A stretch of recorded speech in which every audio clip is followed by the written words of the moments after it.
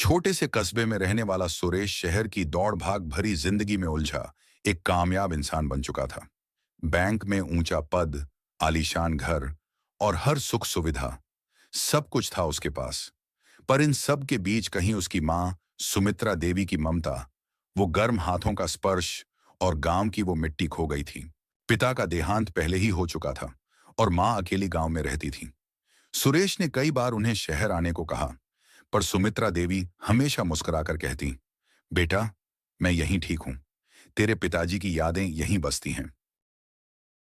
वो शब्द सुनकर सुरेश कुछ पल को रुक जाता, पर फिर काम की व्यस्तता में सब भूल जाता। महीने में एक बार फोन करना ही अब उसका रिश्ता बन गया था।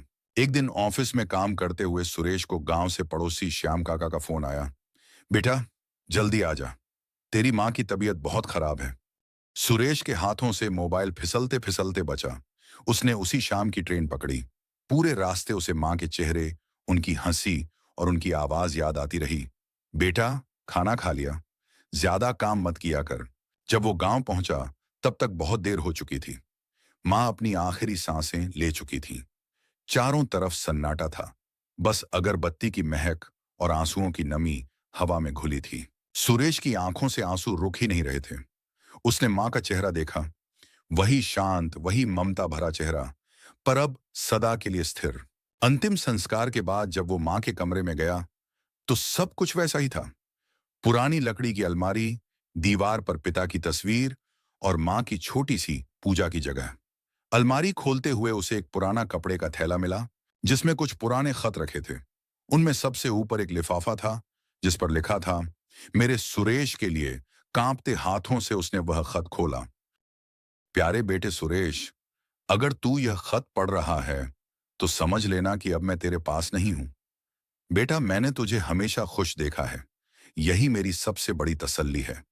बचपन में जब तू गिरता था, तो मैं दौड़कर तुझे उठाती थी, पर अब जिंदगी ने तुझे गिराया, तो मैं दूर से ही देखती रही, क्योंकि मुझे लगा मेरा बेटा अब बड़ा हो गया है। तू जब शहर गया था, तो तेरा कमरा मैंने वैसे ही संभाल कर रखा।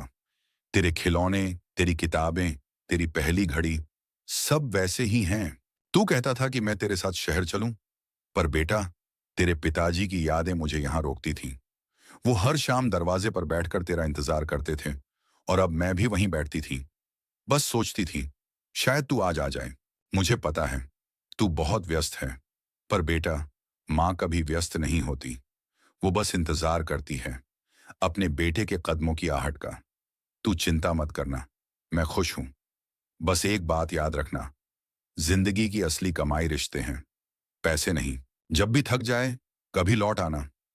तेरी माँ हमेशा तेरे साथ है, तेरे दिल में। तेरी माँ सुमित्रा देवी। सुरेश की आंखों से आंसुओं की धार रुक ही नहीं रही थी। उसने वो खत सीने से लगा लिया। उस कागज में जैसे माँ का स्नेह, उनकी खुशबू और उनकी ममता समाई हुई थी। उस रात वो माँ के पुराने बिस्तर पर सोया। खिड़की से आती ठंडी हवा और मंदिर की घंटियों की आवाज उसे माँ की याद दिला रही थी। उसे लगा जैसे माँ अब भी पास बैठी हैं, उसके सिर पर हाथ फेर रही हैं। सुबह होते ही उसने फैसला किया, वो अब हर महीने गांव आएगा, माँ के घर को वैसे ही संभालेगा जैसे माँ ने पिता की यादों को संभाला था।